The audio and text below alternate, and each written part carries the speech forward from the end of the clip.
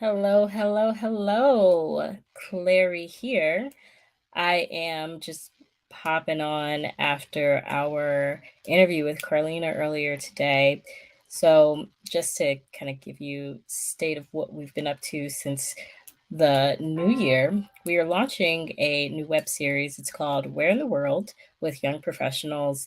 And this is an opportunity for us to really learn from young professionals who have been in our shoes, have been there, who've done that, who are kind of moving through the process and really understand what is that experience like for them and to learn from them.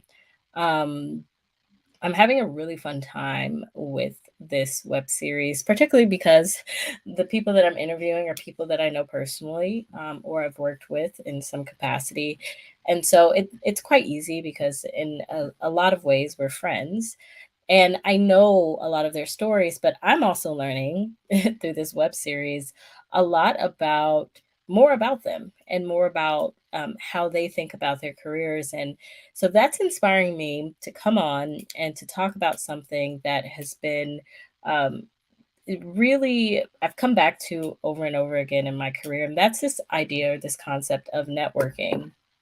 And anyone who kind of knows me or we've had a conversation, one of the things I always say is, I do not like networking. I don't enjoy networking. It's not one of my favorite things to do, particularly because I suffer, or I used to suffer. I guess that nowadays not so much, but I used to suffer from social anxiety. And so when I would get in front of crowds or groups of peoples or even in meetings with at work like groups of 10 or more people, I would feel really anxious and nervous. And I think they say one of the biggest fears that exists is the fear of public speaking, and I might be making that up, but I think that that's a fact. And so I but for me, it's more than just the public speaking aspect of it. It's kind of this fear about how are people going to view me? How are they going to see me? Can I express myself the way that it's in my head? Is it going to come out of my mouth the same way? And what if I say something stupid, or what if I mess up? And I think that all of those thoughts really culminate into this block in my mind sometimes of, man, well, I have all these ideas, I have these things that I want to say, but in that moment I don't know what to say, or I feel like I don't even know, I don't know what to say, I don't have the words.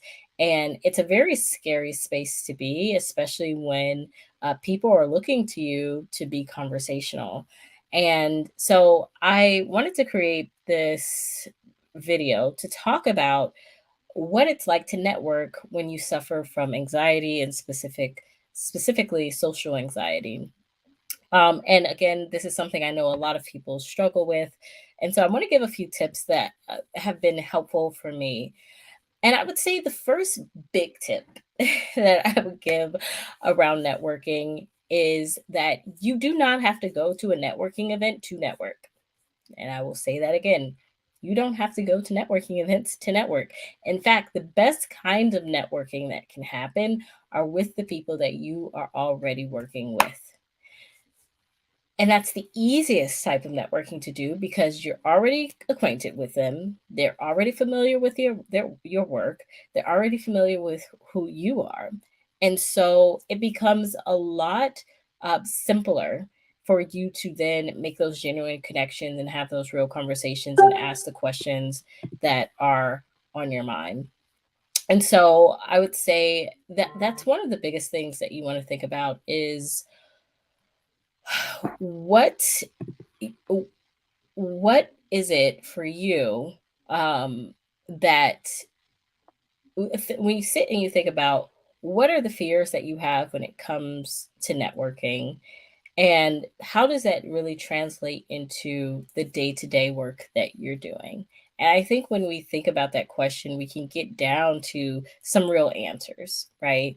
So for me, it's this fear of messing up, right? Like I don't want to mess up. I don't want to um I don't I want to I want to seem like I know what I'm doing and I want to know what I'm talking about. And I don't want people to look at me as if, um, like I don't I'm not prepared. And so then that makes me nervous. And so when we think about that, if that's one of the fears that we have, or that's something we're struggling with, well, then a clear answer for you when you're going to network is, well, how can I better prepare? Right? How can I better prepare myself so that now when I get into those situations, I feel confident about how I'm showing up. And so that's then translating into how I'm speaking, how I'm connecting, and the conversations that I am having in this space. So, one of the best kinds of networking that you can do is with the people that you already work with. It's in the environment that you're already in. And once you get comfortable with connecting with your peers, with your coworkers, then at that point you can start thinking about, okay, now I have an idea of how to strike up connections with my coworkers, let's say in the break room, right? And it might just start with some simple questions like, "Hey, how are you doing today?" Um, "Oh, I see that, I like your shoes. Tell me a little bit more about them." Or, "Wow, it looks like you're wearing a stone around your neck. Can you tell me a little bit more about that stone?" Showing genuine curiosity into who they are and into kind of their world is a great place to start when it comes to networking. Once we get comfortable with asking good questions, like really personal questions, and I'm not saying you don't have to, ask questions about, people's families unless it's something like, well, I know you have a daughter, so tell me about your daughter.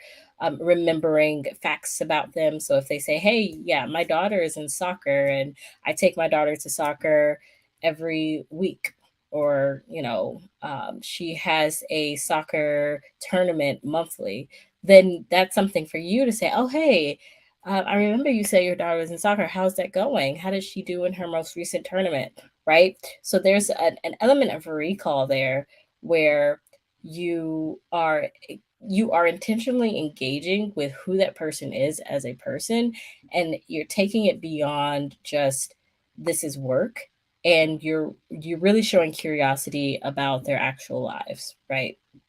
And again, this is not to get super personal, right? But a little bit more depth than just the normal transactional conversations that we're used to. So that's the biggest tip, is start with where you are right now.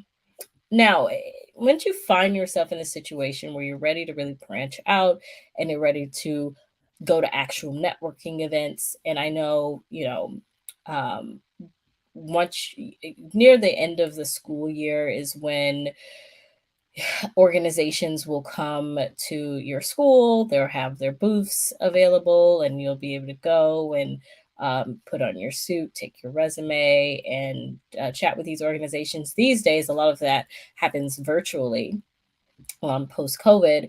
And so when we think about that, the real questions that we're getting is, well, how do we stand out from our peers when there are hundreds of people who are going to be at this networking event? Now, that's to say that there are lots of different types of networking events you can go to. You can go to career fairs, which is what I just described. You can also go to industry organizations. So if you rewatch the video with Carlina, she talked about going to organizations that were really specific or tailored to her industry. She also mentioned volunteering. And a lot of times we don't think about volunteering as being a form of networking, but it really can be. And it can be a more natural form of networking because you are stepping into that situation or to that scene with a purpose of why you're there. You're there to support, you're there to help, and you probably have more information about what's going on than a lot of people than the guests have, right? And so you really are serving as a resource. And this is going to take me into my next tip for networking, which is find a purpose, right? So before you even step into that networking, as you're preparing for this event that you're going to, so let's say you are going to, and I'm going to skip career fairs because I think, or not skip them, maybe we'll talk about them a little later because I really feel that career fairs are a lot more formal than the kind of networking events that you typically see, which are mixers or minglers or just industry events, right? So I kind of want to talk about those. I know career fairs are a little bit more formal in the sense that you have to come, you have your resume, there's a whole process of there are going to be these companies there. You probably have a list ahead of time of what companies are going to be there. And then you already know ahead of time, well, I know I'm going to go and I'm going to hand my resumes to these companies. And after that career fair, there's usually a short period of time where they'll actually host interviews, either on the spot or they'll host them over the course of that week following the interview. Those aren't the kind of events that I'm talking about, although these tips can also help with that. So when we think about just, let's say we decide, okay, we are in communications and we're going to go to a local or a local networking event for the Public Relations Society of America. Let's say we're all coming together, right? What are some things that we can do, especially when we're feeling anxious, to put our best foot forward in those scenarios? One of the first things that you can do once you've found the organization that aligns with your interest is really do your research ahead of time. So if you know we're going to Public Relations Society of America, I might even go to that website. Well, you would have already been on the website likely if you're registering, or unless you clicked on an ad and you registered that way. But go to the site, get to know the organization a little bit more and what they're all about. Um, and a lot of times, depending on the organization or the event, there are going to be speakers there. There are going to be people there who are going to be giving some good nuggets of information. And so, what you want to do is to find out, if possible, who those speakers are. Find out who those speakers are. I would say, and this kind of ties to a later point that I'm going to make, is really leverage LinkedIn to look at their speaker profiles, their bios, and get to know a little bit more about them. The second thing that you can do is sometimes these organizations, they'll send out an attendee list. So you can actually see who's going to be at that event before you even step on the scene. What this is going to allow you to do is, as someone who has anxiety, it's going to allow you to make the connection before you even step into that space. So for me, I think a lot of the anxiety comes from, I don't these people don't know me. I don't know who they are. How do I start a conversation? And so, really, when you take the time to really look and see who's going to be there ahead of time, you can start to prepare for those kinds of conversations because hopefully you'll learn a little bit more about them after you've done your research. Um, the next tip that I would give is really, and I guess that flows into this next tip, which is leveraging LinkedIn to do your research, to introduce yourself, and to follow up. So, what that looks like is, okay, I have my list of attendees, or I know who the speakers are. I do this, right? I do this with my business. If I know I'm going to a networking event, I will reach out to those folks on LinkedIn. I will send them a message. I will say, "Hey, how are you doing? I see that you're going to be at this event. Um, I would I look at their profiles first, right? So they were right. I look at their profiles first, so I understand. I know who they are. If I can find something that I have in common with them, it's even better, right? So if we went to the same school, or we were a part of a similar kind of organization, or we've had a similar kind of a career path, or we've worked in a similar industry, that's a really great way to kick off a conversation like this. But just something super simple, really short. It doesn't have to be in depth. Hey, I see you're going to be at this event. Hey, I'm going to be there too. I'm looking forward to learning more about what you do in XYZ. I can't wait to connect. I'll see you there. Right. And then you do that for as many people as you can. And what you'll find is once you step into, and I tell you this works like magic because once you step into that that event, people will come up to you and say, "Hey, you're that person that reached out to me on LinkedIn. How you doing? Thanks for connecting with me." And you've already done your research. You already know their background, and so you can automatically say, "Yeah, that's right. I did connect with you. You worked at X, Y, and Z, or you work in this industry." And then it will naturally evolve into a real conversation that doesn't feel like 21 questions. So if you can leverage LinkedIn to do your introduction to set yourself up for success first, when you walk into those situations, you'll feel a lot less anxious because you've already established a relationship with that person. And you already are coming in with a plan of, okay, I've reached out to these people. I'm good. I'm on a mission to find those people and to connect with them and to have conversation with them. Okay. So that's the next tip. Now, this isn't always possible. You don't always get an attendee list and you don't always know who the speakers are. But if you've signed up for an event, it's okay to reach out and say, "Hey, are you able to share the list of speakers?" They may not necessarily share all the attendees with you, but they'll likely share the speakers with you. And those speakers are likely the people that you want to connect with the most. And so use this strategy to connect with those speakers because those are likely the folks who are on the stage are likely the people who are going to be able to open doors for you. Um, and that kind of leads into the next tip, which, you know, I think is maybe not as talked about as much. But when we think about networking, a lot of times the kinds of suggestions or the recommendations or that we get are like, okay, you need to prepare your 30-second pitch and prepare your 30-second pitch and be prepared to go in and talk about yourself and what you're doing and to have your call to action and make your ask.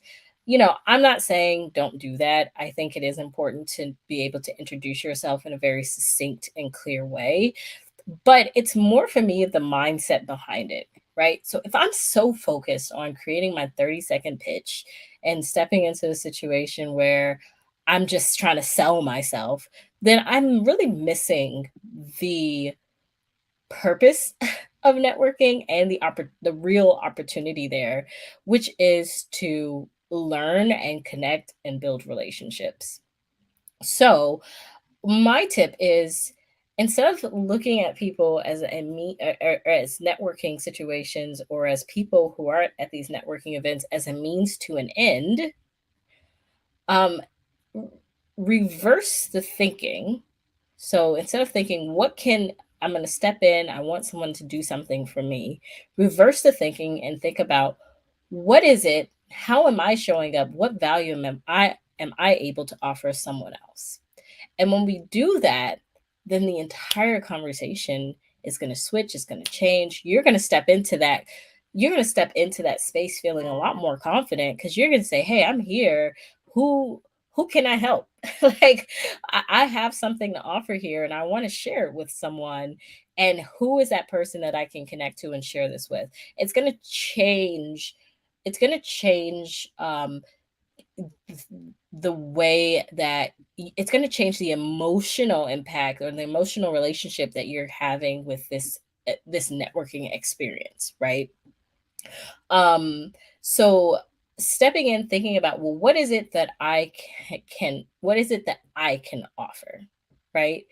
um and it might still be selling yourself in a way, right? So for me, I have a networking event that I'm going to in a couple of weeks, and actually this is the perfect kind of networking event because it is my ideal customer will be there. And I'm stepping in as a business owner, someone who provides digital marketing services. And I'm saying, okay, I know there are a lot of people out here who have questions about how to market their services or business or product online. How can I provide value for this person in this moment, right? And it might look like offering a quick 10-20 minute brainstorming session about, what are you doing in your marketing? Let's think about some ideas. I'll tell you, or I'll show you examples of what's been working for us. And maybe this will get you on the right track towards trying something new with your marketing that can really help you to grow, right? That's something that I can offer. I can offer that knowledge, I can offer that insight. Now, when I'm a little bit further along in my career where I feel a lot more confident in the knowledge that I have to offer. So if you're earlier on and maybe you're thinking, yeah, but Clary, I don't know what I have to offer, I would say you really want to then take this next step or this next tip and put into action. That tip is focus on your questions as much as you focus on your 30-second pitch. Think about what is it that you want to learn from this experience, right? So if you're going in and you're saying, okay, I'm a student in, I'm an engineering student and I'm really considering going, I'm trying to figure out whether or not I want to go the academic level, go back to school, get my PhD, and do some research, or whether or not I want to start my career. So that this is the topic that Carolina and I literally just finished talking about, trying to make this decision. So some of the questions you might ask. So one, you'll think about, well, who would have the answers to these questions, right? Who can help me to answer this question or figure out this decision? And so then you might say, well, I want to find someone who's worked in academia, and I want to find someone who has worked in the field that I'm interested in. So if you're an engineer, maybe you're a chemical engineer. So I want to find someone who works in chemical engineering. And I also want to find someone who works in academia, right? So so now that you know what the big question you're facing is and who might be able to help you make that decision, now you can start to build your questions. So your questions might be like something like, I really want to know, what is it like to work in academia? So that could be a question. What is it like to work in academia? This is something I'm considering. You've worked in academia, or maybe you don't work in academia, but maybe you know someone who works in academia. Can you connect me? Right. Um, or you might say something like, I want to get started in chemical engineering, but I don't know how to take that first step. I'm in college. What do I need to be doing right now to prepare myself, to give myself the best opportunity, the best chances of landing a job when I graduate? That might be the second question, right? So now you have two really strong questions that you're armed with. So when you go into this networking event, now you're on a mission. You're like, I'm on a mission. I need to get these questions answered. And because you've already found the event that aligns with your interests, aligns with the direction you're trying to go, right? So I'm assuming if you're going into the event, it's going to be an event that has to do with engineering, right? So maybe it's a society of professional engineers, or some kind of an organization where they're having an event and it's about this specific topic. So you know going in that your questions have a high likelihood of being answered, right? We don't want to take these questions to a food networking event, right? Where there's chefs everywhere, right? That we may need to, it's okay to go to those events, but maybe you need to tailor your questions in a different way, or you need to rethink, are you really interested in engineering, or do you want to go into culinary, right? And maybe it's a situation where you're in engineering and you're looking to pivot. Well, then those are going to be your questions. Well, how do I pivot from engineering to culinary? It feels very different. What are some transferable skills that that might apply to an industry like this? How do I get started? How do I take my first steps into culinary from engineering, right? So we're stepping into this organization, into this networking event. We're armed with our question. We know who we're looking for, we know what we want to ask them, and we're on our way, right? So um the next thing that we want to do is we want to make sure that and I'm also looking at my notes, so forgive me. So we want to make sure that we have a plan for how we're going to follow up, right? So let's run this back. We found the organization that aligns with our interest. We've already done the work ahead of time to reach out to people at this event that we want to connect with while we're there. We have the questions that we want to ask those people once we connect with them. So we've already generated and created those questions, and they're specific to the direction that we're looking to go. And those questions might lead to more opportunities. So if I ask a question like, you know, how, what is it? If I ask a question like, how do I take my first steps into academia? Well, someone might say, well, let me connect you with, I know some recruiters in the space. Let me connect you with that. Maybe there are some job opportunities, or you really need to be doing internships. I actually know someone who might be hiring. Let me make that connection, right? You see how that feels a lot more natural than here's my 30-second pitch and here's where I am and here's what I'm studying and can you help me? Right? It's a very different flow of the conversation, right? It feels much more natural, and so that anxiety that you're feeling, that those fears are not going to kick up the same way, because it's your brain is going through a different process.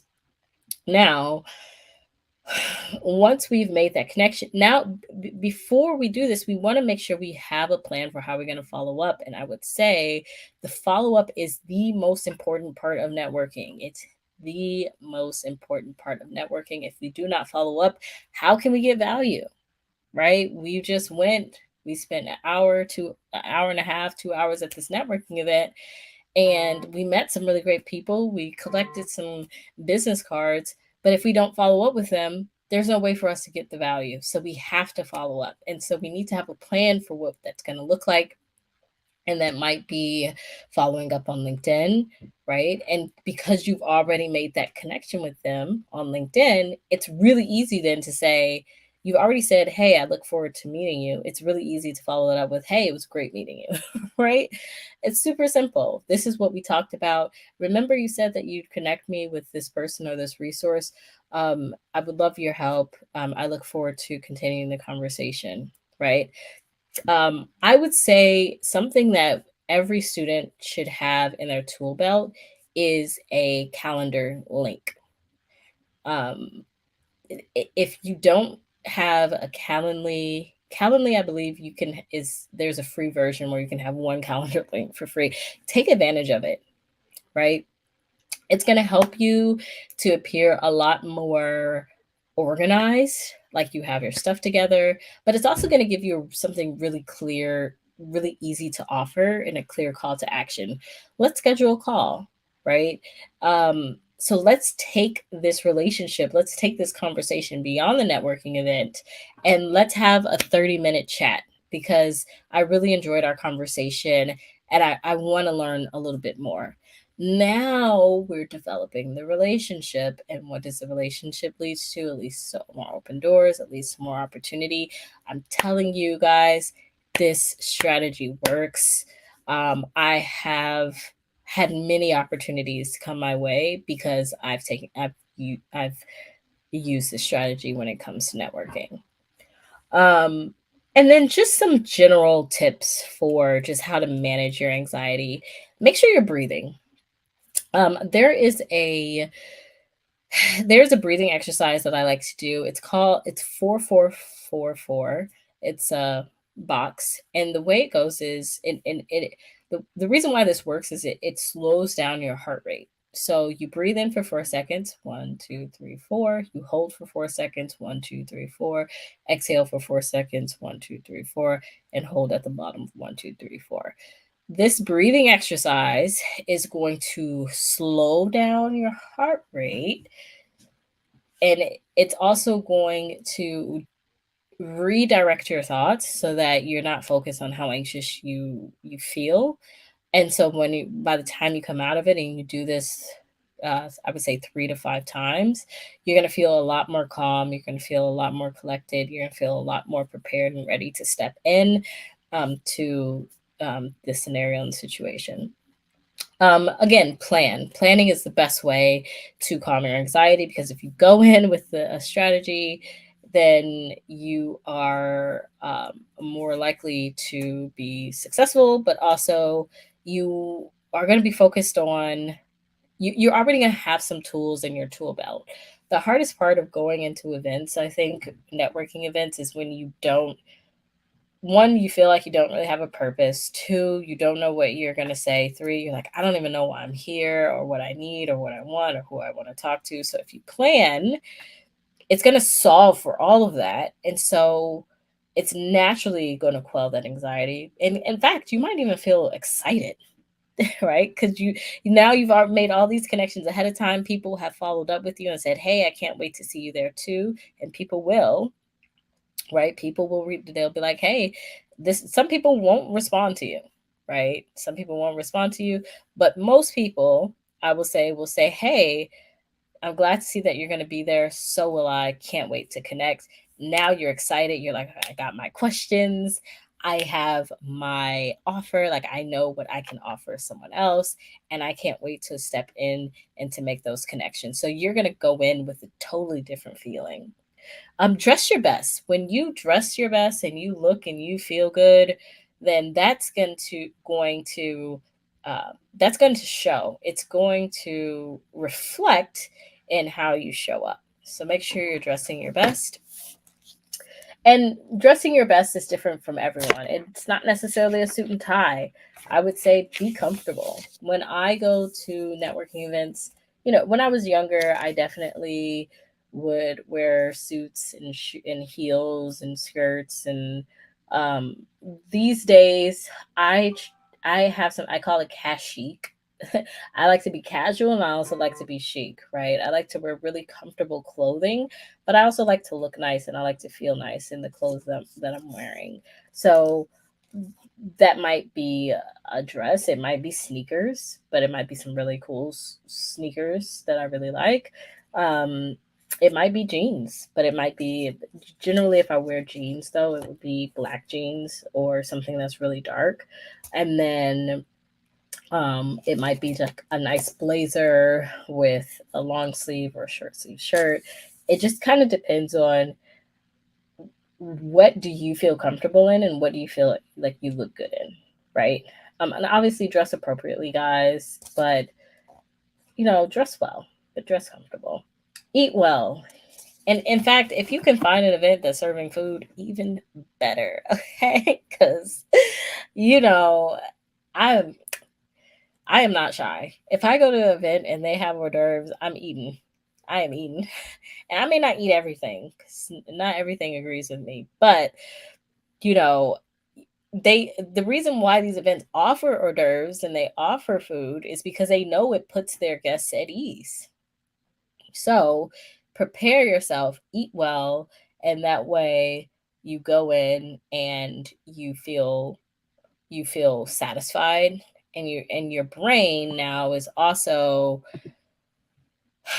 your brain is also been nourished, so you're going to be able to go in with a lot more clarity than you would if you were starving. Also, network with someone you know. So if you have an opportunity to take a friend or a colleague or someone that you know, do it, because it's a lot easier to step into a networking event or step out with someone who you're already acquainted with and someone who already knows you.